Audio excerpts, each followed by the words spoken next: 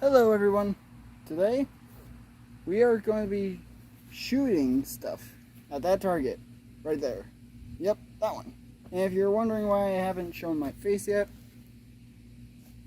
the hat. But the hat is not the problem. It's just I don't want to be called something I'm not, which in this case is Australian, because I'm obviously not. I get the hat and stuff would be a joke.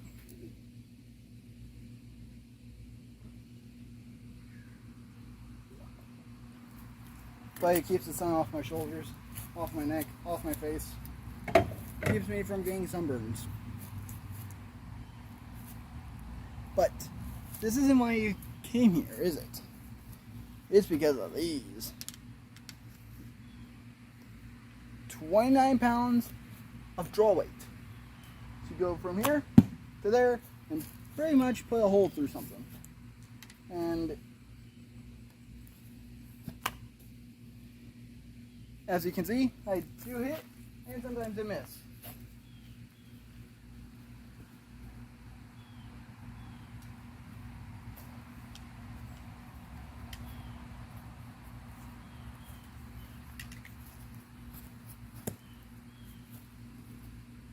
And sometimes it will stick in or bounce off when it hits the target. And the best way to actually shoot it is to actually take a deep breath and line up your shot and take it.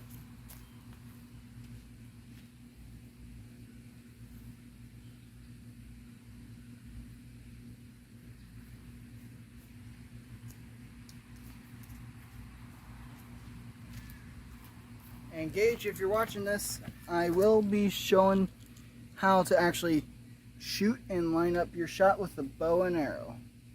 And same thing with you, Seth, Edwin, and even William. And even Emery.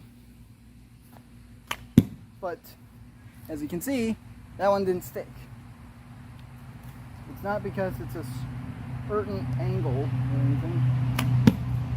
It's because that's just how strong the target is.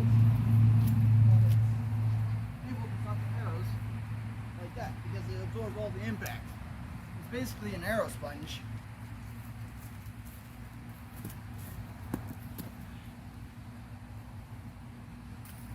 And if you're wondering why does my bow look like this, this is just the type of bow it is.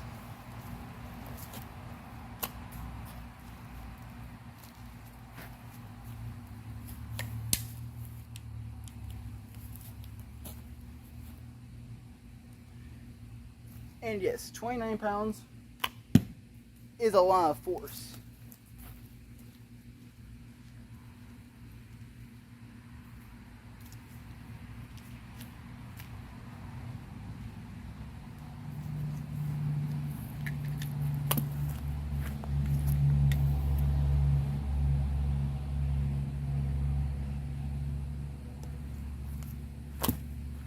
However, a target only has so much strength, just like us. If we hit enough times in the same repeated hit spot, it will eventually have the arrow go through and into the actual target and stop, instead of just bouncing off. Kind of like that one did.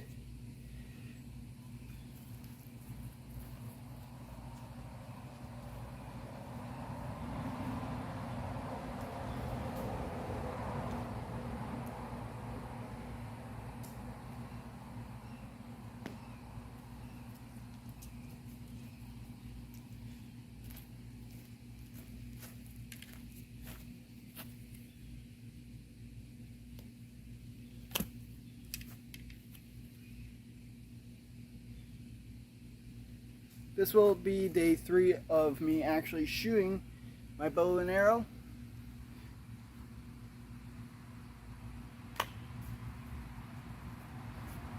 That was supposed to be what an actual stealth shot would be.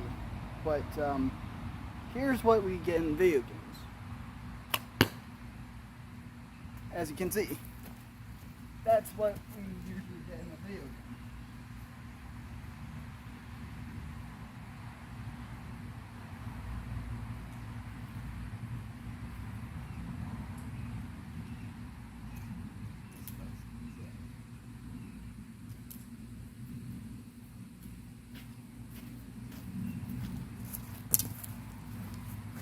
we're spicing things up, and we're moving it closer so that we can actually see it better.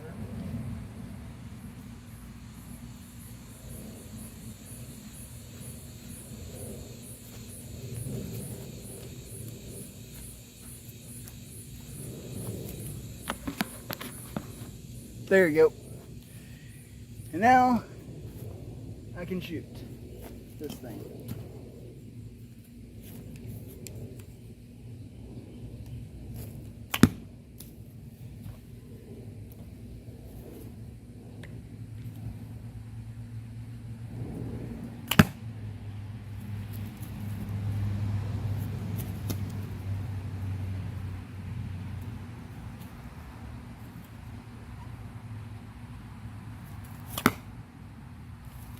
This is what we usually want to see in archery.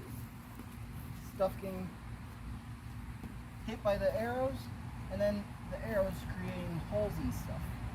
Just like what we would see with bullets.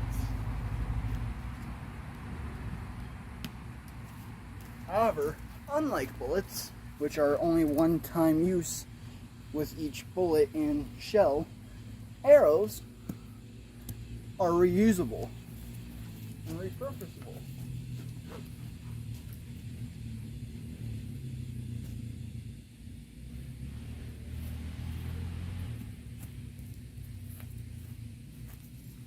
Meaning, you can use them over and over and over again, like what I'm doing with them right now, or you can use them for range attacks, or if you really want to get serious, close quarters combat.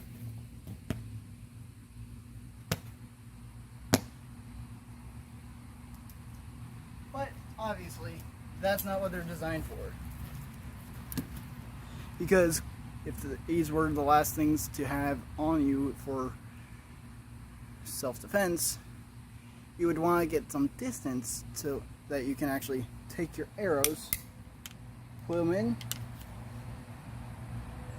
pull back, and then send a response instead of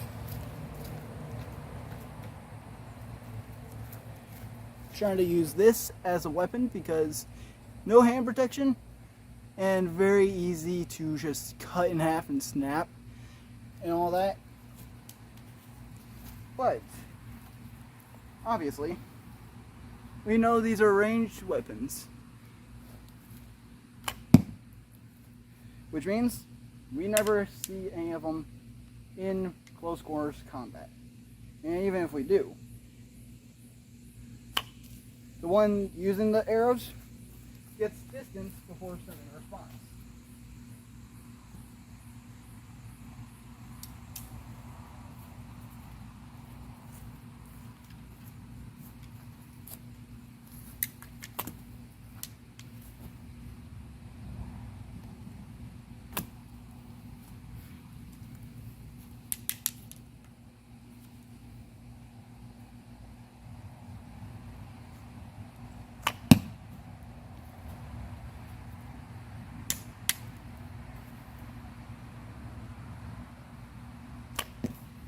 Oh, that was nuts.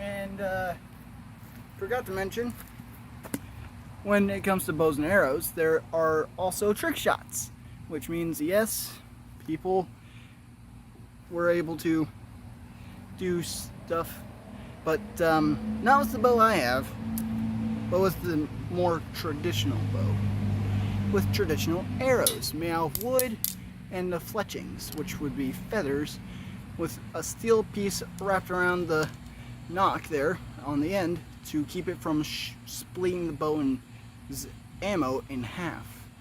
Basically, there's a little ring around the back end here to keep the string of the bow from splitting the arrow all the way down the middle from the force of it being launched. And the tip can vary wildly.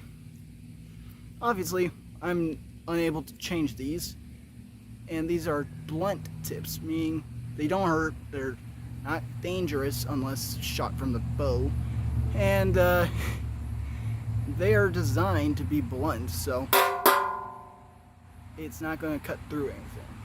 But unless you have like a cloak, and I have a blunt tipped arrow, you're that target, yeah, you're not going to, you're going to get a few holes. Just saying. That's all it is. That is if you're wearing the cloak in the first place. But if you hold it out like this and it's draped down, then the cloak would actually, surprisingly, stop an arrow most of the time. However, there's always a however in this case. If you have a sharp-tipped arrow, it doesn't matter if you have a cloak on or not, or if you're using it as something to protect yourself or not. Because you're still going to get hit like that. Look at that.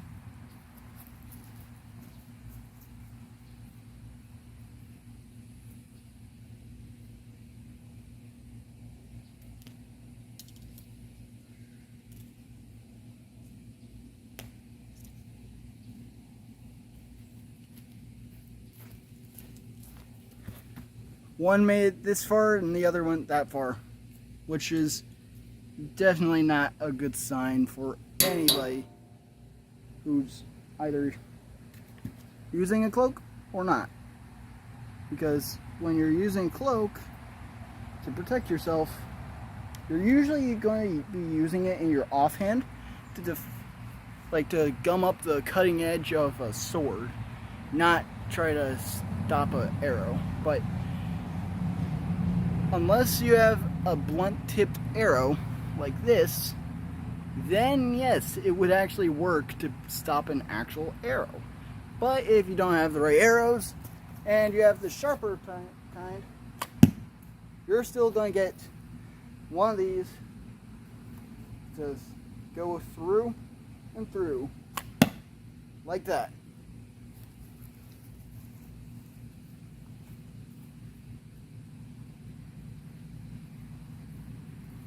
I'm leaving that arrow in until I get this one in, which should be somewhat simple, but yet still hard. Simple yet hard. Elegant yet dangerous. Fun yet boring. A lot of people have different opinions.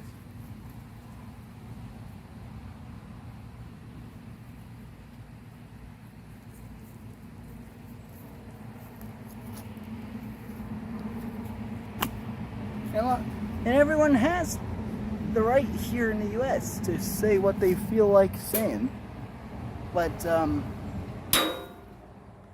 don't discourage people from shooting just because they don't always get in the middle of the target. Because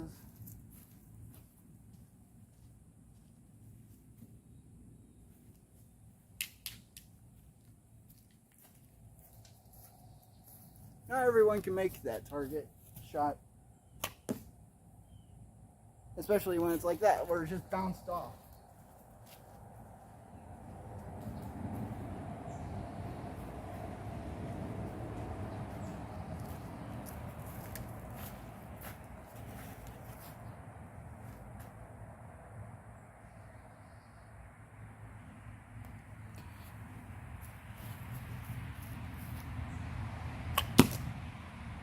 There we go.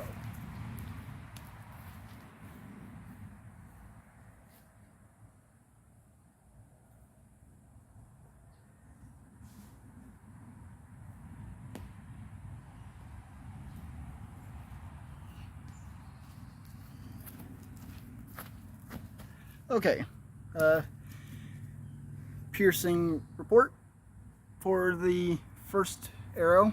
It went this far in. That would hurt, but this one had less of it go in actually. And I'm going to make another video of shooting bows and arrows, so hope you guys will enjoy that one too. And if you do, please like and subscribe and comment down below, and I will see you in the next video.